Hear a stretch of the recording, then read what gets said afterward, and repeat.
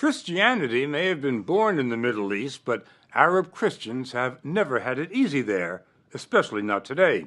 In Iraq and Egypt, scores of churches have been attacked, hundreds murdered. In Syria, revolution seriously threatens Christian communities. The one place where Christians are not suffering from violence is the Holy Land.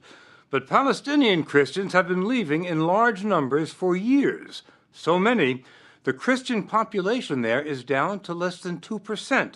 And the prospect of holy sites, like Jerusalem and Bethlehem, without local Christians is looming as a real possibility. This is what the Holy Land looks like today. Bethlehem, where Jesus was born, Nazareth, where he grew up, Jerusalem, where he died and where Christians believe he was resurrected. Nazareth is inside the state of Israel. Bethlehem is on the Israeli-occupied West Bank. The Christian section of Jerusalem is also under Israeli control. We know the area well, know that it is arguably the most fought-over piece of real estate in the world, sacred to half of humanity. Still, when we decided to do the story last year, we did not realize it would become so controversial. The story will continue in a moment.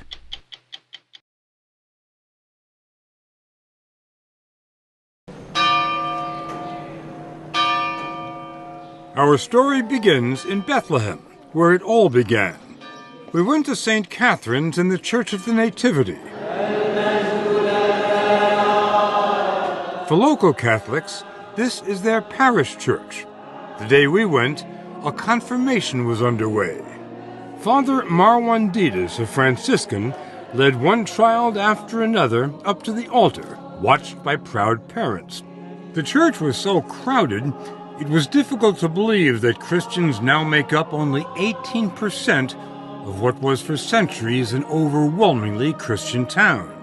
We are the living stones of the Holy Land. From here it all started, and it had to continue. It's a must. It must continue. If there is no people, no Christians here, it will never continue. Here in Jerusalem, the numbers are even bleaker than in Bethlehem. Inside here, famous church.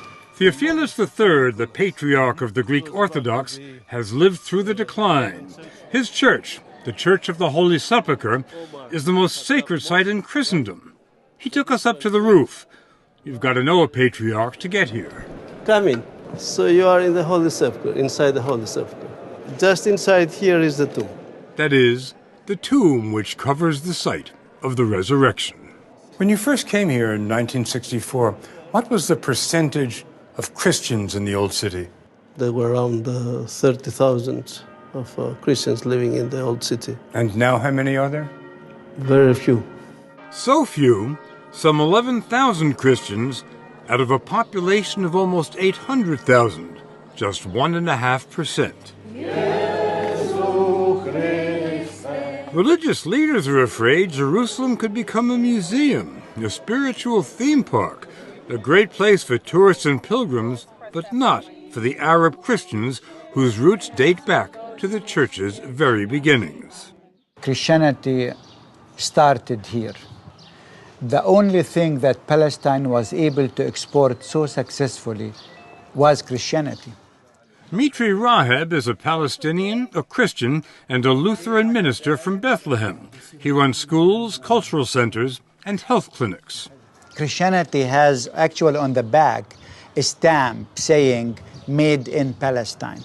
Palestinian Christians, once a powerful minority, are becoming the invisible people, squeezed between a growing Muslim majority and burgeoning Israeli settlements. Israel has occupied the West Bank for 45 years.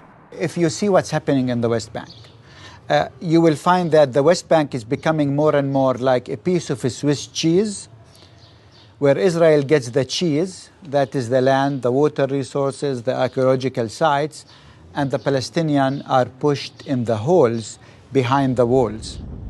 Israel built the wall over the last 10 years, which completely separates Israel from the occupied West Bank. The wall was built to stop Palestinian terrorists from getting into Israel, and it's worked. Terrorism has gone down 90%. At the same time, the wall completely surrounds Bethlehem, turning the little town where Christ was born into what its residents call an open-air prison. Do you remember the day they put up the wall? Yeah, actually it was in 2003, and I was about 14 years old. I went to school one day. I came back and found the wall surrounding the house. Christy Anastas lives with her mother Claire, her father, brother, and sister in this house, which is surrounded on 3 sides by the wall. How do you live with this? Well, it's not easy actually, but you get used to it because you have to. The Anastas family lives on the 3rd floor. This is the view from the kitchen, from the master bedroom and bathroom. The children's room has a good view of this Israeli guard tower. The family runs a souvenir shop on the ground floor, sells Christian artifacts on what used to be the busiest commercial street in town. Now, it's a dead end. Members of your family have already left, Yes. and they have asked you to leave too. Yes. What do you say to them? I told them we have to stay. We need to stay and struggle and fight. This is our cross. For all Palestinians, just leaving Bethlehem is a struggle. Getting to Jerusalem, only 7 miles away, whether it's to pray, go to a doctor, visit family members, or work, means going through this Israeli checkpoint. That can take hours. But before Palestinians can get even this far, they need a permit from the Israelis, which can take weeks or months to obtain and is frequently denied. We regret any inconvenience caused by the security precautions, but it's their inconvenience, it's our survival. Michael Oren, who used to be Israel's director of interreligious affairs, is Israel's ambassador to the United States. We have to protect our country, but sometimes you have to do what you have to do in order to survive. For Palestinian Christians, the survival of their culture is in danger. In towns like Bethlehem, which used to be distinctively Christian, Muslims now are a clear and growing majority. The veil is replacing the cross. But inside Israel, in Christian towns like Nazareth, Arabs are Israeli citizens, and according to Ambassador Oren, they're thriving. The reason Christians are leaving the West Bank, he says, is Islamic extremism. I think that the major problem in the West Bank, as in elsewhere in the Middle East, is that the Christian communities are living under duress. And this duress is coming from Muslims, not from the Israeli occupation. I believe that the major duress is coming from that. Great selling point. Easy to sell to the American public. Zahi Houri is a Palestinian businessman. He owns the West Bank Coca-Cola franchise. I'll tell you, I don't know of anybody, and I probably have 12,000 customers here. I've never heard that someone is leaving because of Islamic persecution. Harry Shavit, one of Israel's most respected columnists, believes Christians have become collateral damage. I think this is a land that has seen in the last century a terrible struggle between political Judaism and political Islam in different variations. And the Christians are being squeezed in the middle between the Jews and the Muslims. Absolutely. Should Israel be concerned about that? I think we should all be concerned about it. Political Judaism and political Islam are rocky. They are harsh. And the friction, the clash between them is very violent. In 2009, this group of Christian activists did something unprecedented. They published a document called Kairos, criticizing Islamic extremism and advocating nonviolent resistance to the Israeli occupation, which they called a sin against God. It was endorsed by the leaders of 13 Christian denominations, including Greek Orthodox, Roman Catholic, Lutheran, and Anglican. These are denominations who have been exceedingly critical of the state of Israel, and sometimes to the point of going beyond legitimate criticism. And so, what does that mean, to go beyond legitimate criticism? Accusing us of crimes that would be very, I think, historically associated with anti-Semitism. And it was actually so inflammatory, Bob, that many of us didn't even bother responding to it. they are fearful of this document because they are afraid this might influence the Christian world. Reverend Raheb, who helped write the document, says it's anything but anti-Semitic. This document doesn't ask for violence, it doesn't ask for revenge. The most powerful thing in this document, actually, is that asking for hope and love and faith. Do you think the Israeli government ever thinks of the fact that if Christians aren't being treated well here, and America is an overwhelmingly Christian country, that this could have consequences? Israel is not persecuting Christians as Christians. The Christians in the Holy Land suffer from Israeli policies that are a result of the overall tragic situation. And this, of course, has consequences for everybody. For Israel, there could be serious economic consequences. According to Israeli government figures, tourism is a multi-billion-dollar business there. Most tourists are Christian, many of them are American. That's one reason why Israelis are very sensitive about their image in the United States. And that could be why Ambassador Oren phoned Jeff Fager, the head of CBS News and executive producer of 60 Minutes, while we were still reporting the story, long before tonight's broadcast.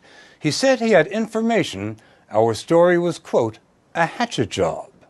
It seemed to me outrageous, completely incomprehensible, that at a time when these communities, Christian communities throughout the Middle East, are being oppressed and massacred, when churches are being burnt, when one of the great stories in history is unfolding, I think you got me a little bit mystified. And it was a reason to call the chairman of CBS News. Bob, I'm the ambassador of the State of Israel. I do that very, very infrequently as ambassador. That's an extraordinary move for me to complain about something. When I heard that you were going to do a story about Christians in the Holy Land, and my assumption, and had, I believe, information about the nature of it, and it's been confirmed by this interview today. Nothing has been confirmed by the interview, Mr. Ambassador, because you don't know what's going to be put on air. Okay, I don't. True. Mr. Ambassador, I've been doing this a long time, and I've received lots of reactions from just about everyone I've done stories about, but I've never gotten a reaction before from a story that hasn't been broadcast yet. Well, it's the first time for everything, Bob. This land has seen just about everything over the centuries. The ritual in the Church of the Holy Sepulchre, the day before Easter, hasn't changed in more than a millennium. We went into the church with Patriarch Theophilus and watched thousands jostling to get as close as they could to the tomb from which they believe Christ was risen.